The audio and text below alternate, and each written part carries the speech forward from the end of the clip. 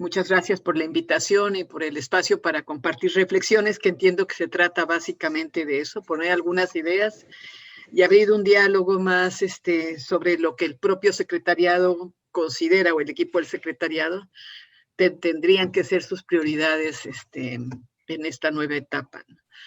Y bueno, yo me voy a disculpar porque yo me tengo que ir 4:15, ya había comentado esto con José, mejor no me puedo quedar al final de la reflexión, pero bueno, agradecer de poner algunas ideas e iniciar este diálogo al menos. Y si quieren, para entrar en materia, creo que nos conocemos con varios, nada más Dolores González Arabia. He trabajado durante muchos años en Serapaz, la organización que fundó don Samuel para la transformación de conflictos sociales y construcción de paz, que recoge el legado de la CONAI y ha seguido interviniendo en muchos espacios de construcción de organización y conflictividad en el país. Y actualmente estoy en un proyecto que se llama Utopía y Estrategia para el proceso de pensamiento y acción social estratégica con movimientos sociales. Es un proyecto muy pequeño, incipiente, que está basado por lo pronto en una propuesta con la Ibero. Entonces, bueno, si quieren empezamos, pero nada más para ubicarnos. Y entiendo que la invitación viene de que me tocó participar en un momento dado en la reflexión también interna del secretariado. Lo primero a decir, creo que lo hemos comentado con algunos en otros espacios, es pues el momento es tan complejo y tan desafiante, pues que requiere ubicarse de alguna manera en un análisis que levante la mirada y nos permita ver lo estructural, lo coyuntural y también lo cotidiano de nuestros proyectos, ¿no? O sea, aquello que tenemos que hacer en la vida diaria, en las estrategias que se expresan todos los días a través de nuestras tareas y actividades, pero desde darles un sentido y un propósito de cambio mucho más estructural, ¿no? Y en ese sentido, desde esta mirada de lo estructural y después lo coyuntural, pues lo primero a decir, y creo que también es una constatación ya muy consensada a nivel de muchos procesos, movimientos, actores sociales, académicos, es que vivimos una crisis civilizatoria, ¿no? Esta idea de que el sistema capitalista o el patrón civilizatorio del sistema capitalista, pues ha perdido su coherencia y ya no logra reproducirse de manera coherente y va generando cada vez contradicciones más y más profundas y más violentas que exacerban la vida política, económica y social, ¿no? Hay una enorme profundización de la desigualdad y se generan disrupciones, fisuras, sobre las cuales podemos encontrar a lo mejor algunas oportunidades de intervenir en esta crisis de manera más positiva, ¿no? Por ejemplo, algunas de estas grandes contradicciones del patrón civilizatorio es el capitalismo, como tal, empieza a entrar en contradicción incluso con la forma de vida humana, con el sistema ecológico que la hace viable y se abren ahí fisuras que nos permiten pensar en alternativas, ¿no? Cada vez también hay más conciencia de que nos aproximamos a una catástrofe ecológica si no logramos hacer una inflexión a tiempo. Otra de las fisuras y de las contradicciones que se han abierto es el feminismo y el rechazo a las múltiples formas de la violencia contra las mujeres a través de las distintas expresiones del patriarcado. Esta es otra de las tensiones que también se abre ahora con mucho más conciencia en cuanto a las formas de dominación que están siendo cuestionadas e impugnadas. Y el colonialismo, movimientos emergentes contra el racismo en el mundo, por ejemplo, como el que vivimos en Estados Unidos, con las vidas negras cuentan.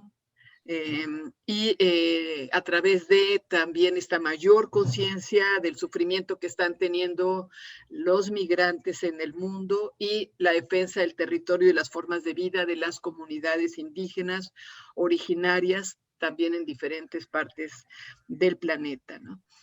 Ahora, vivimos en este momento esta crisis que tiene estas contradicciones muy exacerbadas a través de una coyuntura que pone en evidencia la situación actual de manera mucho más clara, ¿no? Y es pues esta situación de la pandemia. Eh, Tenemos un proceso de desigualdad que se viene arrastrando desde hace 10 años en una multiplicación geométrica de la desigualdad, con procesos de hiperacumulación de capital que además en la pandemia incluso toman mayor velocidad para algunas ramas de la economía, pero tienen a cambio un tremendo costo social, ¿no? Se calcula que 400 millones de personas en el mundo, en su mayoría, o sea, más de 200 millones, son mujeres, han perdido su empleo.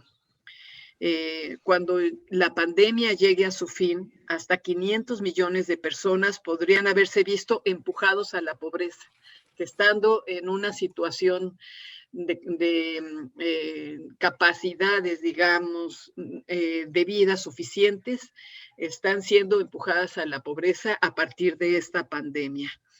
A cambio, grandes empresas siguen generando enormes dividendos constantes y crecientes a los accionistas, que a pesar de haber sido beneficiados por el rescate público, no colaboran de manera tributaria, asumen esta transferencia de recursos público-privadas y no redistribuyen a su base productiva. O sea, sabemos, por ejemplo, lo que pasa con Amazon, que un dato que nos daban Esther Ceseña es, llegó a tener un momento de acumulación de $10,000 por segundo. Y sin embargo, los salarios siguen siendo los mínimos que conocemos para los trabajadores de esta empresa, por ejemplo. Todo el tiempo se piensa en los inversionistas, en los accionistas, nunca en los trabajadores que hacen posible que esas empresas funcionen, ¿no? Entonces, este es un tema, la desigualdad sigue en un proceso de hiperacumulación y polarización tremendo. La segunda, la digitalización del capitalismo. Estamos hoy ante un brinco que se dio en este momento y que seguirá seguramente acelerándose, de inteligencia artificial, teletrabajo, robotización en algunos sectores que también desplazarán fuerza de trabajo, y migración por el mundo que está prácticamente en un no lugar. No pueden regresar a sus lugares de origen porque la pobreza está ya imbrincada a un nivel tremendamente profundo con la violencia y tampoco tienen un lugar de destino. Entonces tenemos a millones de personas viviendo en un no lugar, o sea, sin un lugar ya de origen y de destino viable para ellos, ¿no? México pues no lo vive de manera diferente, no ha cambiado sus patrones, ha tenido un proceso de redistribución directa de la riqueza a través de los programas sociales, pero no logra cambiar estos patrones y su mercado de trabajo se sigue precarizando, ¿no? Hay importante, si en el mundo se pierden 400 millones, en México se calcula que entre 1 y 2 millones van a ser el saldo final, muchos de la informalidad y la mayoría nuevamente las mujeres, que son quienes tienen una mayor fuerza de trabajo en la informalidad, ¿no? También vamos a ver flujos de migración, no solo en tránsito, sino propios, caminando nuevamente hacia el norte del país, ¿no? Todo esto está en la agenda y está en la agenda pública y lo vimos ahora con la visita de Kamala Harris, porque son los grandes temas que están definiendo las posibles salidas a esta crisis o las necesarias salidas a esta crisis, pero cuyas estructuras no se tocan, ¿no? Y que tienen que ver con las formas de acumulación. Y en ese sentido, otra de las formas de acumulación, una es como este nivel de precarización de la fuerza de trabajo y lo que viene no solo con el desempleo, sino con la robotización, automatización de muchos procesos productivos.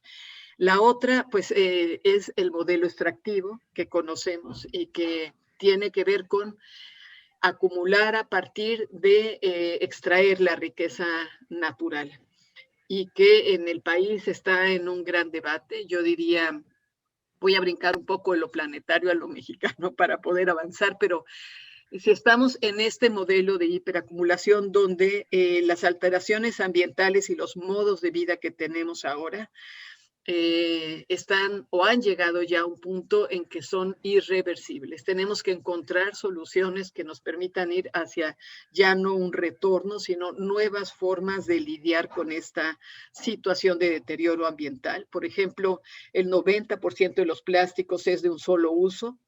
Y con la pandemia esto se acrecentó mucho. Dimos un respiro a la contaminación por hidrocarburos, pero ustedes saben todo lo que fue la economía deslocalizada, es decir, lo que es movilizar esa cantidad de mercancías que se movilizaron y todos los empaques que había alrededor de esas mercancías es enorme. Y es muy posible que sea una forma de consumo que siga prevaleciendo porque para las empresas es muy rentable y las empresas que más crecieron son las que se dedicaron a este tipo de economía. Entonces, ahí tenemos ahora otro desafío enorme, ¿no? Y dentro de esta, bueno, en el caso de México, como ustedes saben, México es un país muy rico, es la entre la 15ª economía del mundo, eso varía un poco, pero más o menos en esa, estamos en ese margen. Y es uno de los 12 países megadiversos del mundo también. Tenemos una de las 3 reservas más importantes y sin embargo, pues vivimos esta situación de tremenda desigualdad, igual que el resto del mundo que se refleja aquí, pero a nivel del medio ambiente en particular, México regresó a ser un país sobre todo proveedor de recursos naturales y territorios y el proyecto de la Cuarta Transformación sigue poniendo una palanca de desarrollo en este eje, particularmente la economía extractiva, al generar una serie de megaproyectos como impulsores o promotores de esta lógica de desarrollo y al mismo tiempo poner un énfasis otra vez en la producción de energía a partir de energías fósiles, ¿no? Y de extracción en el país. Entonces, tampoco digo que no se vive de una manera mucho más compleja en términos de que al mismo tiempo se decide prohibir los transgénicos, prohibir el fracking. Entiendo que no todo se ha implementado de la misma manera, pero no dar más concesiones mineras, abrir otras posibilidades de consulta y decisión para los pueblos indígenas. Entonces, es una manera de expresar en este momento estas contradicciones en el país a partir de una diversidad de medidas, a veces hasta en sentidos contrarios, porque se generan enormes proyectos de desarrollo a partir de la industria y de la economía extractiva, pero al mismo tiempo se están generando algunas leyes que acotan y otras que permiten una mayor decisión, intervención de las comunidades en algunas de las consultas que se están planteando. Entonces, hay aquí una tensión entre estos dos carriles y eso nos obliga a ser muy estratégicos. Yo igual diría en el tema de desigualdad, perdón, se me olvidó citar, del lado de la 4T, también para ir a México. Entonces, primer rubro, la economía, la incertidumbre y la desigualdad. Esto es lo que hablamos de la polarización. Al mismo tiempo, se generan mejores condiciones para la sindicalización, mejores condiciones laborales, se aumenta el salario mínimo y se generan algunos beneficios para la seguridad social. Tenemos siempre estos dos temas, es mucho más lo que se pierde por la aceleración de las contradicciones del sistema, pero por otro lado, la complejidad para los actores sociales es moverse entre esta tensión, ¿no? De lo que se logra avanzar y lo que se va perdiendo. Y yo diría lo mismo pasa en las luchas de defensa del territorio. Por un lado hay un avasallamiento muy fuerte y hay grandes proyectos emblemáticos y por otro hay también luchas de avance, digamos en términos del marco jurídico y político que se está planteando. Entonces, y algunas de las legislaciones que están sobre la mesa. Y voy ahora, en la coyuntura actual, en estos dos campos, en el de el sector de los trabajadores, de los sectores, digamos, de empleados y trabajadores, y en el sector de comunidades en defensa del medio ambiente, hay un montón ahorita de leyes sobre la mesa que están en momento de definición. Y creo que lo que jugamos hoy en las elecciones tenía que ver también con eso, ¿no? No solamente con esta polarización obedece a una falta de espacios de diálogo, de escucha, de empatía entre diferentes sectores sociales que llevó a los resultados que llevó en la ciudad y en algunos otros lugares. También del otro lado, un importante refrendo de apoyo al sistema, pero no cabe duda que en las clases medias hubo un voto de castigo importante que se refleja en las zonas urbanas. Y aquí el tema de que lo político, todo esto que está sucediendo nos expresa también un agotamiento del modelo partidario, ¿no? Ya los partidos no logran representar los proyectos políticos. Y de ese lado lo que podemos ver es los partidos intentando autorreproducirse en los espacios de poder, muy referidos a sí mismos, muy distantes de un diálogo ciudadano o con la ciudadanía, y por otro lado una ciudadanía muy polarizada en dos bandos muy beligerantes entre sí, que han hecho que se pierda además las condiciones del debate democrático y político. Por lo tanto, ahora estamos ante uno de los grandes dilemas, no solo en México, sino en el mundo, porque además estas tendencias a la polarización, la fragmentación, los liderazgos unipersonales, etcétera, son tendencias globales. Y estas tendencias globales también nos hablan de que no estamos logrando encontrar modelos políticos alternativos. Es decir, no tenemos, así como no tenemos en este momento un modelo económico alternativo, tampoco tenemos un modelo de regulación política alternativa. Y entonces este nivel de polarización nos hace perder, digamos, la capacidad de generar una agenda propositiva y alternativa de las formas de participación y representación que quisiéramos tener hacia adelante, ¿no? Entonces ahí yo creo que tenemos un gran desafío, una gran interpelación de la coyuntura. ¿Cuáles son para la sociedad civil, para los procesos organizativos de diferente tipo, pero también los eclesiales de base, los civiles, etcétera, las propuestas que queremos empujar para tener un proceso, un diseño de participación y representación en la sociedad, que nos permita ir hacia la definición de asuntos públicos y no necesariamente tener que tomar postura ante el bando A y el bando B, sino tener desde una agenda propia un canal de participación, expresión y propuesta que nos permita trabajar más en torno a las salidas que en torno a las descalificaciones mutuas, ¿no? Entonces, ahí creo que hay una agenda que la sociedad civil también tiene que tomar, no solamente a partir de los temas que nos preocupan, sino de las formas de llevarlos a la contienda y el debate por la definición de los asuntos públicos. Entiendo que la dificultad también está en las condiciones de esta arena. Y ahí quisiera hablar muy brevemente. El tema de los defensores es muy importante.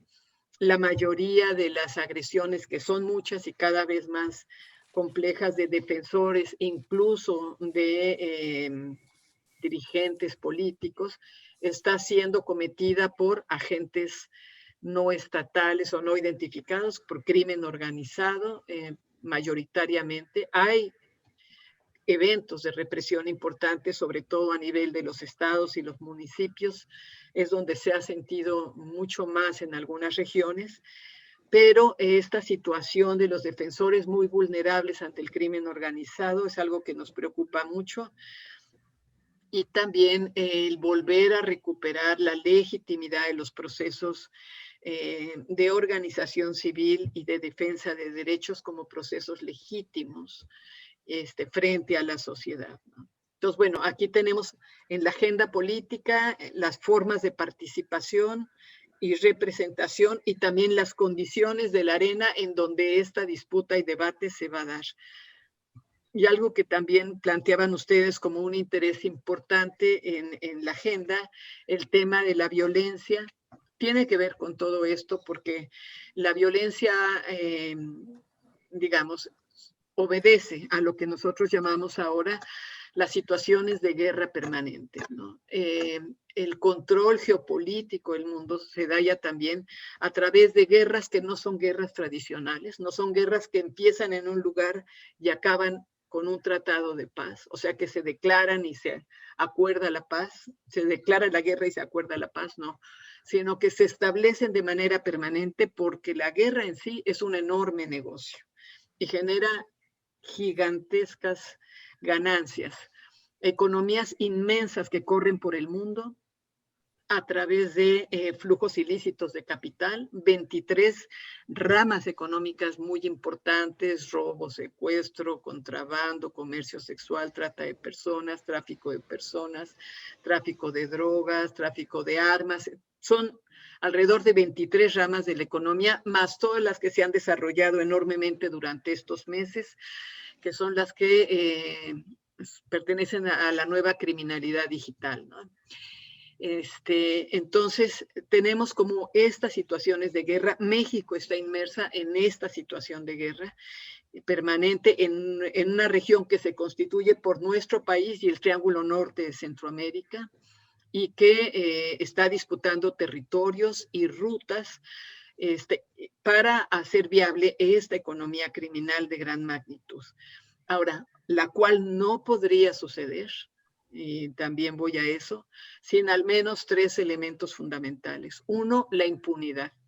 Es decir, seguimos manteniendo enormes niveles de impunidad. En México en particular tenemos el problema de que en este momento hay una disociación de la Fiscalía General de la República con las estrategias de seguridad y contención de la violencia.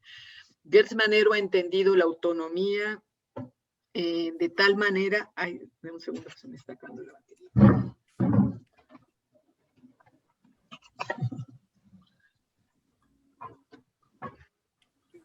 Gertz Manero ha entendido la autonomía de tal manera que está disociándose de algunas de las estrategias de verdad y justicia para muchas de las víctimas. Eso es ustedes lo han de haber visto, ¿no? Entre la Fiscalía y la Secretaría de Gobernación hay en este momento una alta tensión, incluso ni siquiera es tanto con la sociedad civil, creo que es más fuerte con el propio un sector del Estado, con otro sector del Estado por el tema de la impunidad. También está la tensión con el Poder Judicial. Entonces tenemos un Estado que en este momento está desalineado sobre los temas de justicia. Y no solo estamos interpelando, sino ese es un problema que se tiene que resolver. El otro es la colusión y la corrupción, sin duda problema mayor efectivamente, sin el cual no es explicable todo lo que ha sucedido hasta el momento en términos de esta masificación de víctimas. Ustedes lo saben, más de 80,000 personas desaparecidas, más de 35,000 restos en plancha, como decimos nosotros, no identificados, más todos los que están en fosas. Es una situación realmente terrible, no terrorífica, diría yo. Y sin embargo, pues logramos vivir entre esta paz y esta guerra dando una batalla desde movimientos sociales en todos estos niveles, ¿no? Movimientos emergentes, importantísimos, tanto en la defensa del territorio como en los procesos de exigencia de verdad y justicia. Y tenemos movimientos como el Movimiento por Nuestros Desaparecidos en México, que logra articular a más de 70 colectivos en este momento de víctimas en todo el país, por ejemplo, más hay otras 2 redes similares que hacen búsqueda o hacen propuestas legislativas. Tenemos en el caso de, por ejemplo, movimiento en defensa del territorio a un Congreso Nacional Indígena en alianza con el EZLN como tenemos a ALDEA, ¿no? La Alianza por la Libre Determinación y la Autonomía, peleando una reforma de derechos y cultura indígena para la libre determinación y la defensa de los territorios. Muy potentes ambas articulaciones, aparte de las que ya conocemos, pero tenemos al movimiento sindical también, a la nueva Central de Trabajadores, otra vez como un pivote de avanzada. Y yo diría el otro desgarramiento que tiene que ver con la cultura y la identidad, la ética y la cultura. Ahí quizá el elemento sustantivo en este momento, el más poderoso, el más potente, como una especie de fisura que genera una avenida de posibilidades, es la lucha feminista, que todavía sin lograr articular una sola propuesta, agenda, que permita que el movimiento se constituya como uno. Son muchos movimientos, decimos el movimiento feminista, son muchos movimientos feministas, pero lo interesante es que de fondo es un cuestionamiento a las formas de dominación en muchos niveles y ámbitos, de la vida más cotidiana, que es expresión también privada de lo público y público de lo privado, y entonces nos permite al menos encontrar que ahí se tiene que hacer una intervención sobre las formas de relación humana, ¿no? En muchos sentidos. El feminismo nos lleva a esa dimensión. Y para terminar, yo diría que entonces estamos frente a todos estos desafíos de carácter económico, social, sin desarrollarlos todavía. Se preguntaban de la salud, yo diría es una crisis sanitaria sin duda, que nos pone delante de cifras inimaginables hasta ahora, ¿verdad? Y con lo que tenemos que ver todavía de saldos, de falta de acceso a los derechos sociales, al ejercicio de los derechos sociales. Tenemos ahí un ámbito, lo económico y lo social, con todos los costos que esto tiene. Tenemos un ámbito de lo político y las dificultades que estamos viviendo en el país para la construcción de consensos nacionales que nos permitan ir hacia adelante, no solo a partir de una agenda, sino a partir de las formas en que podemos dirimirla con participación social y ciudadana. Y tenemos también toda una agenda que tiene que ver con la ética y la cultura y que plantea nuevas formas de relación humana, de pensamiento humano, porque hemos internalizado los valores de la competencia, del individuo, de lo individualista más que del individuo, de la competencia y del individualismo como motores que nos lanzan hacia adelante y que nos relacionan con todo lo demás, en vez de pensarnos como un colectivo y pensarnos como parte de este porvenir común, de la casa común. Entonces, estamos también en este otro ámbito, dando una batalla por los valores, los pensamientos, los entendidos, las formas de ver la realidad. Y la estamos viendo desde lugares muy segmentados y muy segregados, que creo que ese también es una de las dificultades que tenemos para mejor articularnos, ¿no? Y en este sentido, yo termino con la frase, frente a esto, y yo creo que en todos lados se están dando o sea, nada de esto viene de una sola dirección y nos aplasta. Todo es parte de contradicciones y energías que se están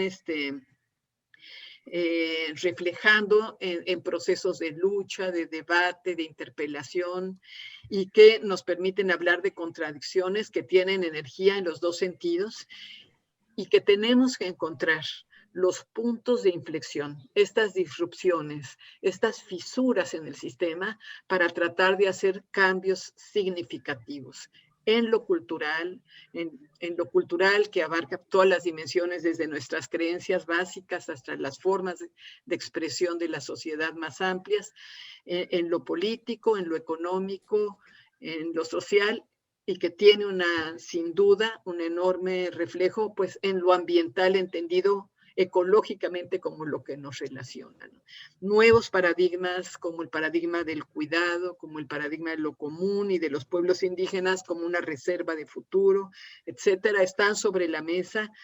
Decía yo también, esta lógica feminista que habla de nuevas relaciones mucho más equitativas entre las personas de género, generación también, ¿no? Etnia. Y que todo cambio posible, duradero, significativo, pues tendrá que venir de abajo hacia arriba, tiene que ser construido socialmente. De otra manera, no es posible pensar que va a perdurar. Si solamente se construye de abajo hacia arriba, esos cambios no son firmes y duraderos, como dirían en la construcción de paz. Los acuerdos firmes y duraderos son los que se construyen socialmente desde la base. Y yo diría que ahí estamos todos interpelados, pero las iglesias particularmente de manera muy transversal, como uno de los pocos referentes éticos que pueden realmente, si encuentran las inflexiones adecuadas, ir generando algunos cambios más significativos. Y ya ahí la dejo para que si hay alguna conversación, pero mi punto es, si cada quien desde donde está puede encontrar como en dónde hay dentro de estas causas y estas problemáticas algún punto en el que pensemos que podemos hacer realmente un proceso de cambio, que podemos ayudar a una palanca, no necesariamente solos, ¿no? No creo que nada de esto nos toque solos, pero de lo que hacemos cada día y en articulación con otros, que nos permita ver nuestro proceso de transformación de largo alcance haciendo una actividad hoy, ahora, ¿no? Y creo que ese es como el gran desafío, nuestro reto, es que lo que hagamos hoy tenga un contenido transformador de largo alcance. Ahí voy a decir ya lo último, creo que anécdota de la barda que se está, bueno, tres trabajadores de la construcción están poniendo ladrillos, se le pregunta a uno, ¿qué está haciendo? Pues aquí poniendo un ladrillo, no sé qué. Y se le pregunta al otro, ¿y usted qué está haciendo? Pues sí, estamos levantando un muro, aquí va a ser de 2 metros. ¿Y usted qué está haciendo? Yo estoy haciendo una casa de tantos pisos, de tantos cuartos, etcétera. Entonces, creo que nosotros tenemos que poner nuestro ladrillo, pero sabiendo cuál es la casa que queremos construir. Porque este proceso de cambio civilizatorio al final se va a definir, se va a decantar por lo que el impulso pues planetario, ¿verdad? Ponga como la ruta en la cual este cambio tiene que resolverse, digamos. Puede ser a un mayor deterioro o puede ser a la construcción de nuevos patrones civilizatorios mucho más benéficos y solidarios, fraternos, ¿no? Nada más. Gracias.